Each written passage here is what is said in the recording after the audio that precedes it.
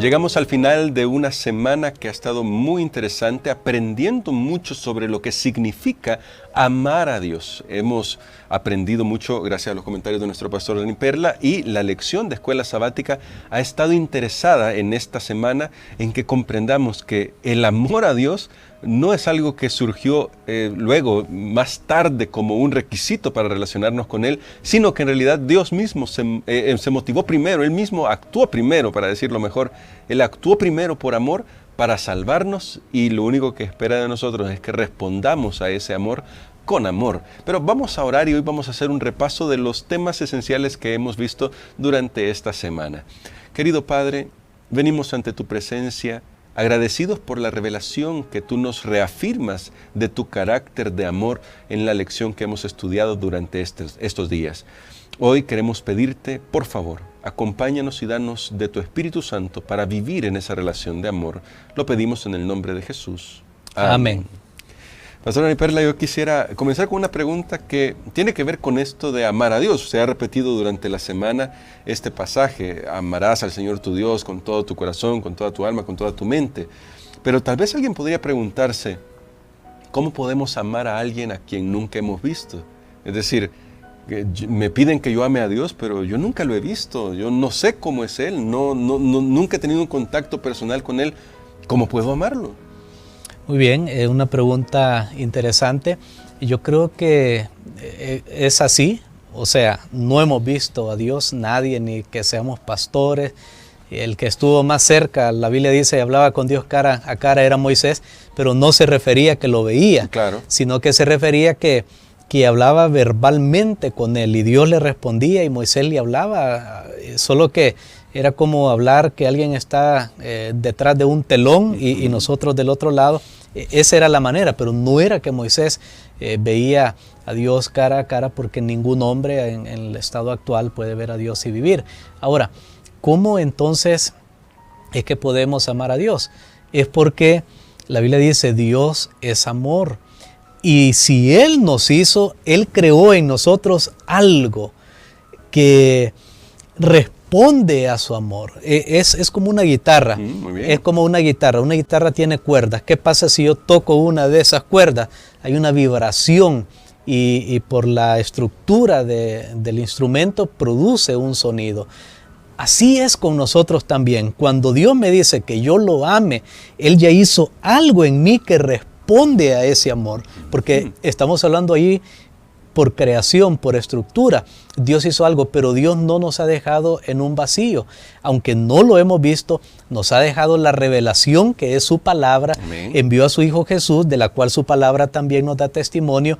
Entonces, al final, no es un asunto solo de la imaginación, sino que Dios ha puesto ciertas cosas tangibles para que yo pueda saber que Él existe, la naturaleza, la revelación de su palabra. Ha dejado también, cuando se lleva bien, la familia, claro, es otro elemento, el prójimo es otro elemento, el cual nos ayuda para saber que podemos amar a Dios, porque así como el primer mandamiento es, amarás a Dios con todo, como ya lo vimos ayer, también dice a tu prójimo como a ti mismo.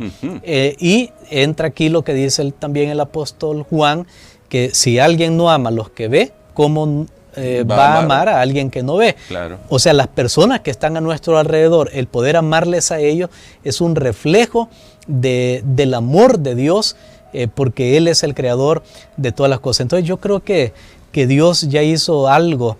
Aparte de eso, está el Espíritu Santo, que Él lo envía, sí, que no lo podemos ver, que el Espíritu Santo, dice Pablo, nos ayuda para poder clamar, Abba, Padre, o sea, para responder a Dios. Así que Dios envía a sus ángeles, el Espíritu Santo, las Escrituras, el testimonio en la Escritura, envió a su Hijo, está la familia, está la iglesia. O sea, hay muchas cosas que nos evidencian acerca del amor de Dios. Amén, muy bien. Y con eso tenemos claridad como para sabernos. Claro que podemos amar a Dios porque tenemos toda esta evidencia a nuestro alrededor. Ahora, también en la semana se tocó un tema delicado, y es el tema del temor a Dios. Un tema que lo leemos en la Biblia y los seres humanos tratamos de disculpar esas palabras, pero nuestro pastor nos enseñó que esa palabra en realidad tiene, en esa palabra, en ese concepto bíblico, hay seguridad para nosotros, tiene seguridad para nosotros. Así que nos gustaría que nos recordara, pastor, ¿por qué la Biblia habla del temor a Dios y que esto, pues, en realidad es un salvoconducto, es una seguridad para nuestra vida? Así es, creo que la Biblia habla del temor a Dios porque, tal como reflexionamos en la semana, no podemos amar a Dios si no lo tomamos en cuenta. Y yo al menos di una definición, en definición filosófica, temer a Dios es tomarlo en cuenta. Eso es todo. O sea, creer que está ahí, creer que existe, creer que Él tiene demandas para nuestra vida. ¿Por qué? Porque Él es el creador. Él hizo todo. Una persona que es el dueño de algo puede decirme, por ejemplo, usted está ahí en la calle y de repente se sintió cansado y se recostó en un vehículo. Y entonces de repente llega alguien y dice, mire, me da permiso, por favor, porque voy a salir. Él es el dueño, él puede decirle que se quite porque sí, Él es el dueño. Ahora, temer a Dios es reconocer que Dios es el dueño, que Dios es el creador, que Dios existe. Cuando nosotros reconocemos esas cosas, entonces vamos a desear andar en sus caminos, tomarlo en cuenta en nuestra vida. Creo que el problema más grande del ser humano es ignorar a Dios. No decir que Dios no existe, porque muchos, no, somos religiosos y si vamos en la calle y nos preguntan, ¿usted cree que Dios existe? Claro que ¿Usted sí, cree que Jesús es amor? ¿Usted cree que murió en la cruz? Sí, pero la pregunta es, ¿usted lo toma en cuenta para su vida? ¿Usted lo toma en cuenta qué va a comer, cómo se va a vestir, a dónde va a ir, qué va a hacer? ¿Usted lo toma en cuenta? Esa es la pregunta. Entonces, creo que en la Biblia, cuando dice temer a Dios, por eso está relacionado con la obediencia, pero también con el amor, porque la obediencia sin el amor no es válida. Claro. Así que ahora tenemos un triángulo, hermano Gerson. Tenemos amor, temor y obediencia, que las tres cosas juntas finalmente nos hablan de nuestra relación con Dios y nos dan los motivos correctos para poder amarle a Él. Ahora, como esta semana estuvimos hablando sobre amar a Dios de todo corazón, también aprendimos que Él nos amó primero. Y en la lección, pastor, había una cita que a mí me llamó la atención. No vamos a leer toda la cita porque la cita es un poco extensa, pero usted puede leerla en su propio folleto y si no lo tiene, no se preocupe. También en nuestras redes sociales ahí puede leer esta cita, ahí estará al principio de la descripción. Y dice así, esta cita: la cruz de Cristo será la ciencia y el canto de los redimidos durante toda la eternidad. En el Cristo glorificado contemplarán al Cristo crucificado. Nunca olvidarán que el ser cuyo poder creó los innumerables mundos y los sostiene a través de la inmensidad del espacio, el amado de Dios, la majestad del cielo, a quien los querubines y los serafines resplandecientes se deleitan en adorar, se humilló para levantar al hombre caído. Me llama la atención esta cita, la voy a pausar ahí, pastor, porque la cruz de Cristo, aparte de hablarnos de que Dios nos amó primero y del inmenso amor de Dios por nosotros, ¿cómo nos ayuda para cuando estamos enfrentando problemas? Porque es fácil amar a Dios cuando todo va bien, pero ¿qué tal cuando ya estamos metidos en un problema, cuando vemos el caos del mundo, la pandemia que estamos sufriendo? ¿Cómo se puede seguir amando a Dios en medio de estas circunstancias? Yo creo que la cruz de Cristo será siempre el fundamento, el más grande que nos hable del amor de Dios. Como alguien dijo, es el púlpito de Dios para el mundo, para el universo entero. Allí ángeles y seres humanos contemplaron lo que Dios estaba dispuesto a hacer con tal de rescatar a una de sus criaturas, a nosotros los seres humanos. Y ese amor apenas lo comenzamos a entender, y es lo que está diciendo esa declaración, será el tema por toda la eternidad. En la eternidad el punto no va a ser ¿y por qué todo lo malo? ¿Y por qué el diablo? ¿Y por qué? Vamos a estudiar eso, pero más bien va a ser la respuesta de Dios ante el problema que el mal suscitó.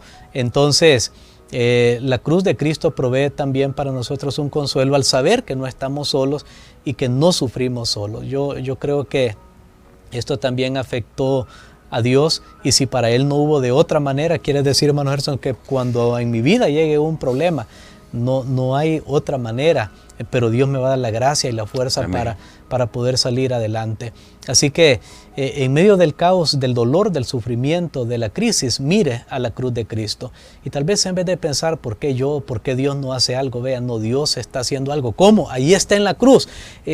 Cuando yo creo, voy a ser salvo, pero experimento el amor de Dios que me va a suavizar las heridas. No es que no van a estar allí, porque habrán heridas, las tuvo Jesús. Claro. Y el alumno dijo, Jesús no es menos que el maestro. Entonces, si al maestro le pasaron estas cosas, al alumno también. Tendremos que pasar dolores y sufrimientos en esta tierra, pero no los pasaremos solos, no estaremos solos. En la cruz Jesús dijo, Dios mío, ¿por qué me has abandonado?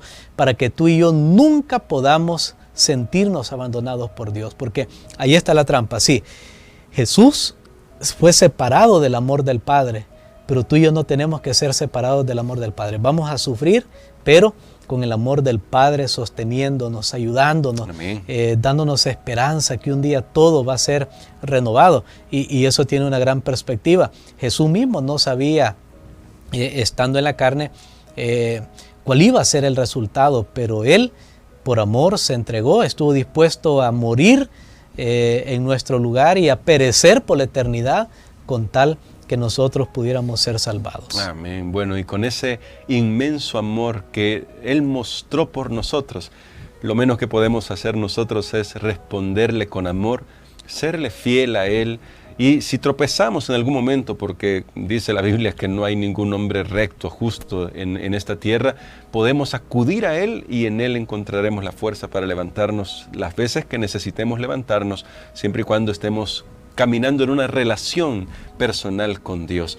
Creo que podemos orar por esto, pastor, por lo que hemos aprendido durante esta semana sobre el amor y el temor de Dios y cómo Dios anhela que nosotros mantengamos esa relación especial con Él. Amén. Padre, gracias te damos porque hoy hemos deleitado nuestra mente, nuestro pensamiento en el gran amor que manifestaste en la cruz del Calvario.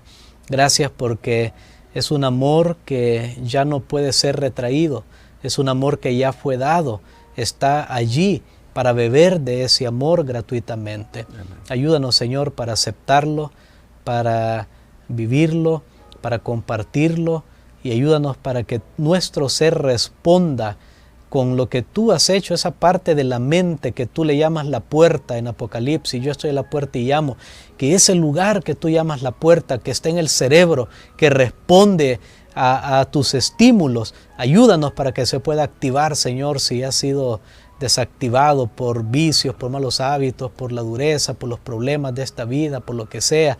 Ayúdanos para activar nuevamente, te lo pido, Padre, en nuestra mente esa respuesta a tu gran amor, y de esa manera poder vivir una vida con esperanza y con sentido. Todo esto lo pedimos en el nombre de Jesús. Amén.